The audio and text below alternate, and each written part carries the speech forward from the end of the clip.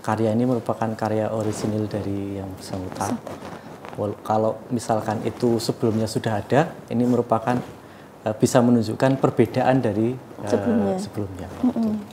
Bisa menunjukkan perbedaannya maupun keunggulan ketika kita mengembangkan produk tersebut.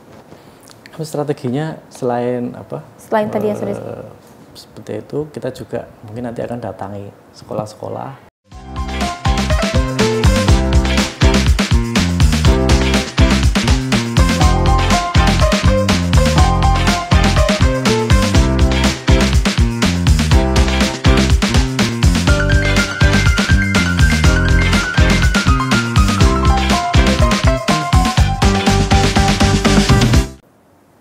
Assalamualaikum warahmatullahi wabarakatuh. Dipancar luaskan dari Komplek Alun-Alun Kota Kajen. Inilah 96.4 FM Radio Kota Santri, media informasi, aspirasi, dan edukasi Anda. Terima kasih Mitra RKS untuk Anda yang tetap setia bersama kami di channel RKS TV ya. Selain media radio, kita juga hadir lewat media baru, yaitu lewat YouTube. Dan silakan Anda yang ingin melihat konten-konten menarik kita lainnya bisa di-subscribe juga ya. Kita siang hari ini yang cukup dingin karena dari pagi hujan cukup deras di Kabupaten Pekalongan.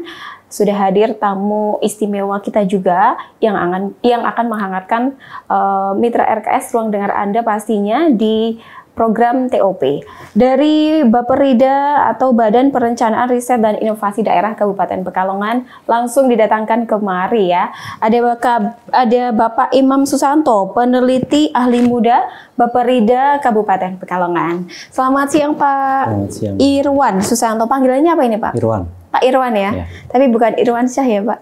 Nanti kalau Irwan Syah pecinta wanita. Kalau Pak Irwan Susanto ini adalah peneliti gitu ya. Jadi tugasnya ya meneliti gitu ya Pak ya. Seperti itu. Tema kita siang hari ini adalah Lomba Krenova 2025. Apa itu Lomba Krenova 2025 atau Lomba Kreasi dan Inovasi? Kreativitas dan inovasi ya Pak ya. Oke, kira-kira kapan, seperti apa lombanya? Anda bisa ikut atau tidak? Pastikan Anda tetap setia bersama kami untuk menyimak selengkapnya. Baik Pak Irwan Susanto, peneliti ahli muda, berarti bukan struktural ya Pak ya? Bukan. Fungsional ya? Fungsional.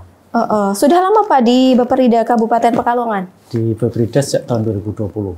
2020? Iya. Ini 2025, kurang lebih 5 tahunan ya, 4 tahun ya Pak ya mungkin ya. Dulu kan kalau nggak salah namanya Bapeda. Bapeda Litbang. Bapeda Litbang ya. Kemudian ini Bapperida. Ya. Bedanya apa Pak dengan yang sebelumnya? Karena yang pertama nomenklatur dari pusat, kita menunduk ke BRIN, Badan Riset dan Inovasi Nasional. Ini aturannya agar berubah dari tadinya penelitian dan pengembangan menjadi riset dan inovasi, sehingga beberapa daerah ada yang berubah menjadi Brida untuk Kabupaten Pekalongan, tetap menginduk ke Bapeda menjadi Bapperida, Badan Perencanaan Pembangunan Riset dan Inovasi Daerah. Seperti itu. Tapi apakah hanya nama saja yang berubah atau mungkin tugasnya sudah juga ada perubahan Pak? Ada beberapa penajaman sebenarnya. Kalau dulu riset penelitian dan pengembangan, sekarang ini kita lebih untuk mengerucut kepada inovasi daerah. Baik itu inovasi masyarakat maupun inovasi pelayanan publik yang ada di daerah. Sebagaimana kita ketahui bahwa inovasi ini merupakan salah satu faktor kunci dalam pembangunan di daerah. Iya, karena kita sebagai manusia dituntut untuk kreatif dan terus menciptakan sesuatu hal-hal yang baru berdasarkan ide-ide kita ya Pak ya. Betul. Seperti itu. Baik, kita akan membahas terkait Lomba Krenova. Tadi sudah saya sampaikan di awal 2025. Nah sebenarnya latar belakang diadakannya Lomba Kreativitas dan Inovasi Masyarakat ini apa Pak Irwan? Kalau latar belakangnya ini Krenovanya udah lama ya, sejak tahun 2014. Itu udah hampir berapa ya? 2014? Iya, 2000 berarti tahun ya, mau ke 11 tahun ya? Ya, 11 tahun. Tujuannya adalah bagaimana meningkatkan kreativitas dan inovasi masyarakat. Karena di masyarakat ini banyak talenta-talenta, karya-karya maupun produk-produk yang layak untuk kita hargai, untuk kita kembangkan, yang dapat menunjang untuk perekonomian di daerah. Karena kita ketahui untuk kreativitas dan inovasi ini sendiri di dunia internasional ini sangat penting, terutama terkait dengan paten. Kalau kita lihat sendiri untuk hasil-hasil inovasi secara global, negara-negara yang inovatif ini mereka menempati memiliki GDP yang tinggi juga, seperti Amerika, Cina, itu mereka dari sisi inovatif sangat tinggi. Sehingga di sisi yang lain Indonesia ini masih belum terlalu tinggi, masih dipandang rendah lah. Kalau dilihat dari data ini, di Cina itu setiap tahun pengajuan paten itu ada 1,6 juta, di Indonesia itu hanya 1.772 pengajuan di tahun 2023. Ini sangat jomplang sekali. Cukup jauh ya Pak ya? Cukup jauh sekali. Makanya itu mungkin menjadi salah satu upaya kita di daerah untuk mendorong masyarakat agar mengembangkan inovasi dan kreativitasnya di masyarakat seperti itu. Berarti untuk mendorong masyarakat untuk terus berinovasi agar tidak tertinggal dengan negara-negara maju lainnya, seperti itu ya Pak. Kemudian tujuan utama, mungkin ada tujuan utama spesifik nggak sih Pak dari Lomba Krenova ini? Tujuan utamanya adalah bagaimana mengembangkan produk-produk, baik itu di dunia akademisi, di hasil-hasil dari sekolah maupun kampus-kampus yang ada di Kabupaten Pekalongan, dan juga yang ada di masyarakat. Karena banyak sekali produk-produk tersebut yang mungkin belum ada penyaluran, mungkin belum ada wadah untuk mengembangkannya, sehingga pemerintah daerah dalam hal ini merupakan salah satu upaya untuk menjadi fasilitator dalam hal tersebut.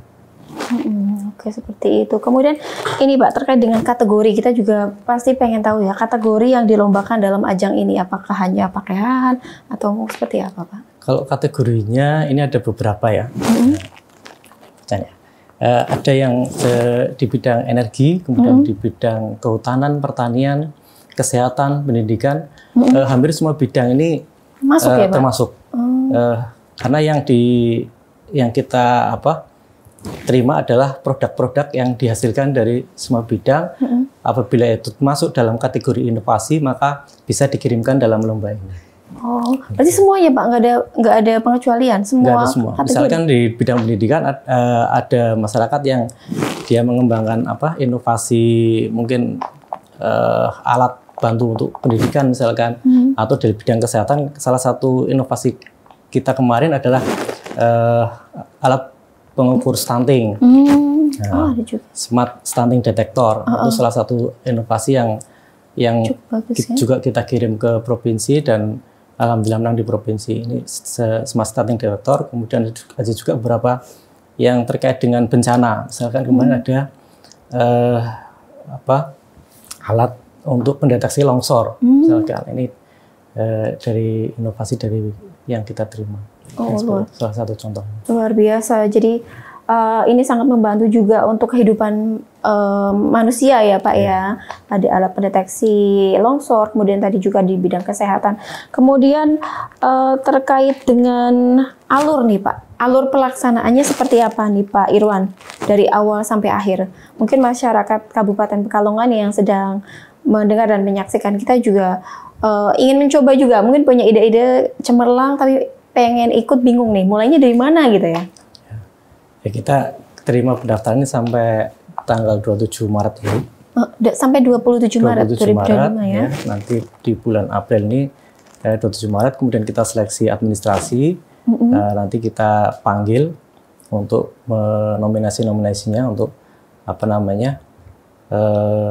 mempresentasikan proposal maupun inovasinya di bulan April. Kemudian nanti apabila diperlukan, nanti kita kunjungi ke lapangan inovasi mereka. Oke, berarti sudah mulai ya Pak ya? Sudah dimulai. Sudah dimulai. Iya, sejauh ini Pak, ini Februari ya? Februari ini berarti sudah masuk dalam tahap apa Pak?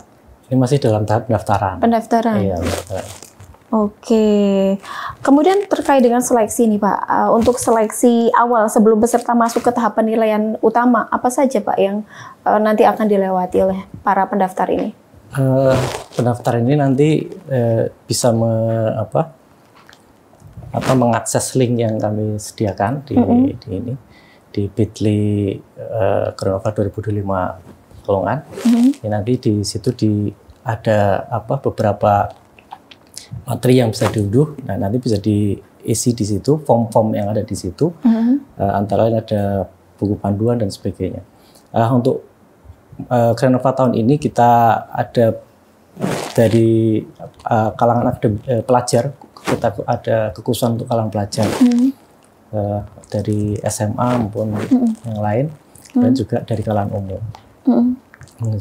Seperti itu ya. Ada perbedaan nggak sih Pak dari mungkin dulu sebelumnya juga pernah dilakukan ya Pak semacam ini lomba Kronova dengan yang sekarang Pak Irwan? Kalau dulu kita secara umum tidak ada kekhususan untuk kalangan pelajar, jadi hanya untuk kalangan umum. Tapi ketika kita evaluasi ternyata pelajar ini masih produknya ini belum matang ya. Akhirnya kita untuk tahun ini kita ada satu penghargaan khusus untuk pelajar, sehingga mereka tidak disandingkan dengan yang umum gitu. Jadi ada kelasnya sendiri-sendiri gitu ya Pak ya, pelajar dengan pelajar gitu ya. Pelajar, kalangan umum dengan kalangan umum. Seperti itu. Sejauh ini Pak, ini kan masih proses pendaftaran sampai dengan tanggal berapa Pak? Sampai tanggal 27 ya. Berarti sudah berapa banyak dari para pendaftar yang masuk ke Baperida Pak? Masih sedikit sih. Masih sedikit? Iya, masih sedikit. Mereka kebanyakan masih tanya-tanya, meminta informasi kemana daftarnya, kemudian seperti apa syarat-syaratnya, seperti itu. Oke. Kemudian Pak Irwan, terkait dengan pendampingan atau monitoring dari Baperida, apakah ada semacam monitoring atau pendampingan yang dilakukan selama proses lomba ini Pak Irwan? Kalau pendampingan nanti biasanya setelah nanti ada ditetapkan pemenang, karena nanti pemenang yang yang dihasilkan nanti akan kita kirimkan ke tingkat provinsi.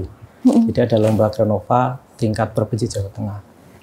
Seperti itu ya. Kita juga kita bimbing. Iya, ada bimbingan juga berarti ya Pak ya.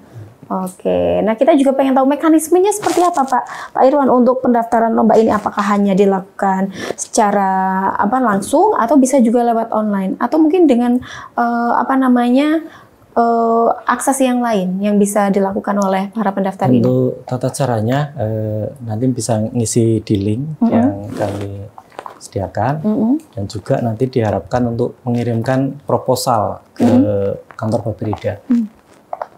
Seperti itu. Jadi dipermudah juga ya Pak ya. Mau datang langsung bisa? Ya bisa. Kemudian juga tetap ngisi link karena di situ ada form yang harus diisi. Jadi mereka nanti akan mengupload proposalnya di sana. Kemudian aja juga mencantumkan video, karena setiap peserta ini diharapkan untuk menampilkan video dari produknya. Oh, ada videonya juga ya? Ada videonya. Oh iya, kita juga pengen tahu juga ya Pak ya dari pihak panitia. Kemudian ini Pak, apakah ini hanya untuk masyarakat Kabupaten Pekalongan kah atau boleh dari luar Kabupaten Pekalongan? Kami khususkan untuk masyarakat Kabupaten Pekalongan. Tapi kalau bentuknya kelompok, anggota kelompoknya boleh dari luar daerah. Ya. Tapi misalkan ada kelompok, ketuanya harus dari Kabupaten Pekalongan. Paling tidak ada yang dari Kabupaten Pekalongan gitu ya Pak ya. Kemudian persyaratan yang harus dipenuhi nih Pak untuk para pendaftar nanti seperti apa Pak? Kalau untuk persyaratannya nanti melampirkan fotokopi KTP, kemudian juga yang jelas proposal itu sesuai dengan yang ada di buku panduan. Nanti di buku panduan ada sudah jelas nanti fontnya seperti apa, kemudian isinya nanti apa saja gitu, nanti sudah dijelaskan di buku panduan. Ada semua gitu, ya? Sudah ada semua. Kemudian batasan usia Pak, ada nggak sih Pak? Tadi kan menyertakan KTP juga ya. Terus ada batasan usia berarti? Kalau batasan usia sebenarnya tidak ada. Sebenarnya tidak ada. Kalau tidak punya KTP bisa pakai kartu pelajar. Oh oke. Jadi bisa yang belum 17 tahun ya? Bisa. Bisa ya Pak ya berarti ya. Oke. Informasi nanti bisa di Hubungi. website kami di Bapeda Kabupaten Pekalongan. Kemudian juga menghubungi kontak person saya atau teman kami juga bisa. Yang di flyer maupun di ini juga ada. Mungkin bisa disebutkan nomornya Pak? Kalau nomor saya 0812 7161 2016. Iya, itu bisa di WA ya Pak ya? Ya, Oke, nanti untuk tanya-tanya soal Lomba Krenova 2025 itu bisa ditanyakan ke situ atau juga lewat media sosial resminya Bapeda Kabupaten Pekalongan ya Pak tadi ya. Oke, lalu kriteria nih Pak Irwan yang digunakan untuk menilai kreativitas dan inovasi para peserta apa saja nih Pak? Kalau kriterianya nih ada beberapa hal yang menjadi pokok ya. Yang pertamanya adalah originalitas ya. Original, asli ya asli. berarti. Jadi diharapkan karya ini merupakan karya orisinil dari yang bersangkutan.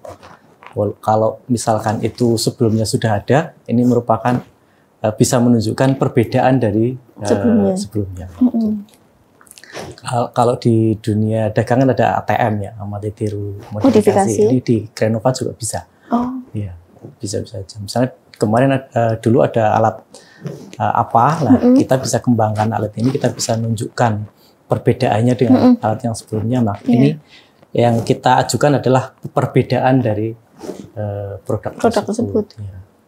Jadi misalkan sudah ada, boleh sama, tapi ada yang membedakan gitu ya Pak? Kita harus bisa menunjukkan perbedaannya maupun keunggulan ketika kita mengembangkan produk tersebut. Dan kemudian yang kedua, diharapkan bisa diseminasikan kepada masyarakat, artinya bisa dimanfaatkan. Dimanfaatkan ini bisa berarti secara luas bisa dikomersialisasikan, bisa dijual, karena yang diharapkan adalah produk-produk ini bisa menjadi pendapatan bagi inovator. Artinya misalkan ada satu produk ini pernah ada namanya nasling, ini juga nasling, nanas celing, berarti untuk produk untuk membersihkan piring, pembersih untuk mencuci piring itu. Nah, ini kan udah bisa dijual ke masyarakat. Ini produk-produk yang lain juga diharapkan misalkan belum dijual pun bisa berupa prototipe atau berupa produk yang mungkin bisa ditunjukkan maupun diuji coba.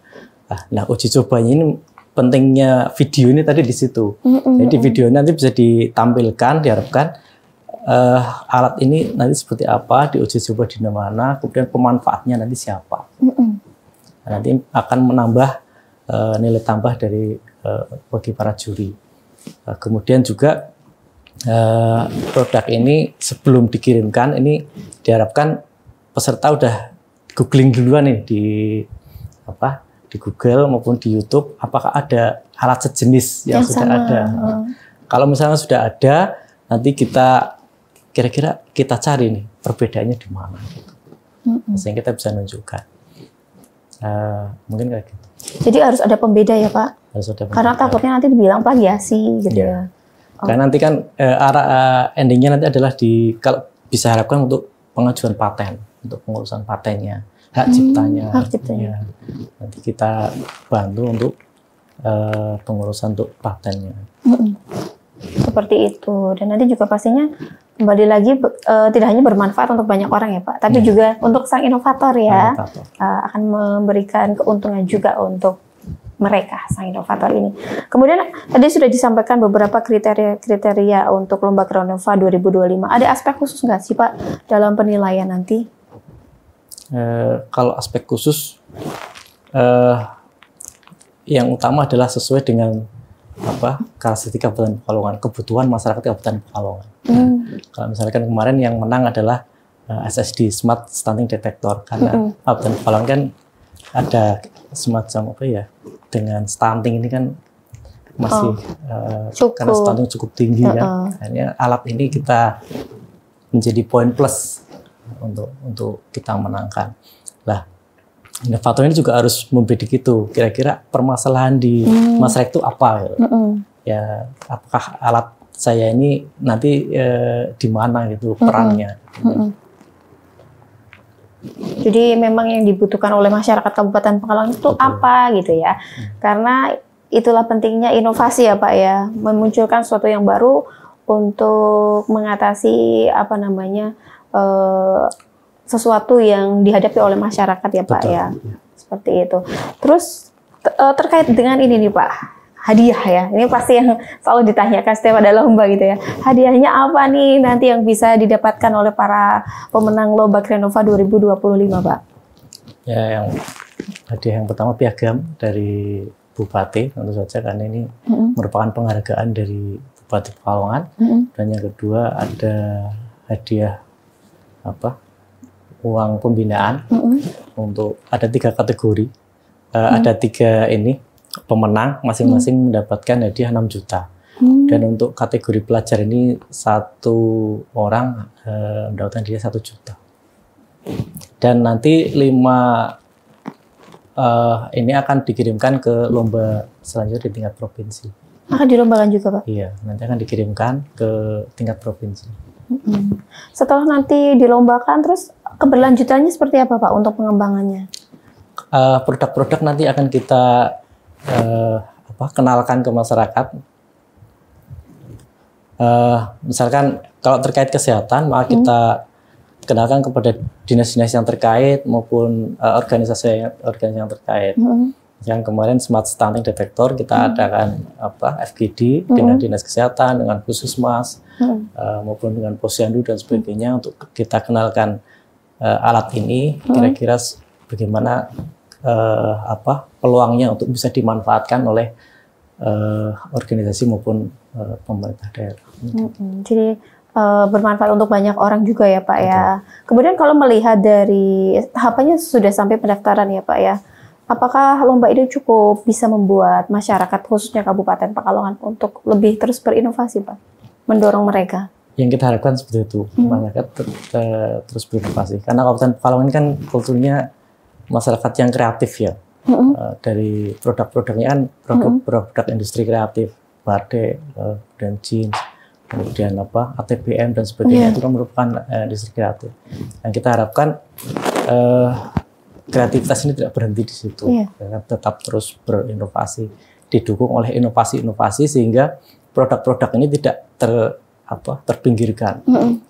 Kita tahu beberapa batik kita ini juga tergerus dengan produk dari luar negeri. Sebenarnya kalau kita tidak bisa ciptakan alat-alat yang membuat produk ini bisa menjadi lebih murah, lebih ramah lingkungan dan sebagainya, maka mungkin lama-lama akan tergerus oleh kemajuan. Mungkin seperti itu. Iya, karena bagaimanapun juga dengan adanya teknologi juga berdampak terhadap itu semua ya Pak ya. Lunturnya batas-batasan ini semakin luntur, atau globalisasi itu ya Pak, dampak dari globalisasi. Kemudian lomba Krenova 2025 ini kan bukan pertama kali ya Pak ya, ada lomba yang sebelumnya gitu. Kalau dari yang pemenang sebelumnya Pak di lomba Krenova, apakah ada keberlanjutan yang sampai sekarang terus berinovasi? Beberapa masih lanjut, masih kita pantau, dan beberapa juga tidak terdengar lagi, tapi ada beberapa ini yang masih kita dampingi untuk proses hak patennya. Karena proses hak paten ini juga tidak sebentar, butuh proses, butuh waktu juga. Seperti itu ya, dan kita berharap lomba ini bisa memunculkan sang inovator-inovator handal yang bermanfaat untuk masyarakat luas ya Pak ya. Kemudian sejauh ini Pak, ini kan baru tahap pendaftaran ya Pak ya. Untuk tantangan sendiri apa yang dirasakan dari Beperida Pak? Tantangannya ini minat masyarakat ini semakin lama semakin berkurang ya.